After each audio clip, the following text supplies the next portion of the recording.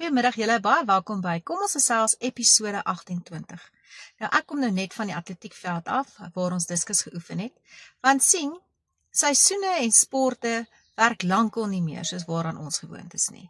Daar is nie meer so ietsie soos 'n somersport en 'n wintersport nie, veral nie in 'n klein laerskool waar dieselfde maats in elk geval aan al die sporte deelneem nie. Ek bedoel, terwyl ons atletiek oefen, is daar seuns wat nog aan die uitspele krieket deelneem. Daar is ook môre 'n swemgala, 'n interhuis swemgala, want die swemseisoen is aan die gang. En dan Vrydag is die eerste massa byeenkoms van die skool se atletiek. So al die ouderdomme neem dan nou in 'n hoër ouderdom deel en die maats is almal vreeslik opgewonde. Ek glimlag lekker by die diskus want van daardie seuns en dogters is maar regtig nog tingerig en sukkel om 'n push-up te doen.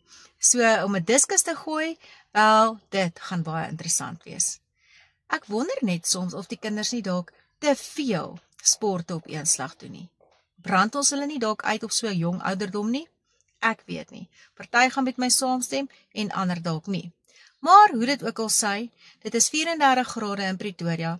Warm, ons is jonk, ons kan sport doen, ons kan leef en wat 'n voorreg is dit nie. Intussen is ons sommer super trots op ons Bafana span, wat uiteindelik weer behoorlik gekwalifiseer het vir die sokkerwêreldbeker. Baie geluk ouens, ons hou julle fyn dop. En dan moet ons ook net darm baie sterkte sê aan ons vroue Protea cricketspan. Hulle speel Vrydag in hulle volgende wêreldbekerwedstryd in Sri Lanka en dit gaan so goed. Dankie tog vir 'n dames soos Nadine de Klerk en Marizon Kap, Sunay Lees, Tasman Brits en Laura Wolfhard om net 'n paar op te noem. Julle doen werklik waar ongelooflik goed en ons staan agter julle al die pad.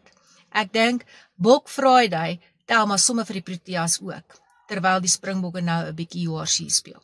Nou op daardie noot is ons weer op pad na die volgende aktiwiteit. Julle moet 'n heerlike middag hê en lekker sport speel.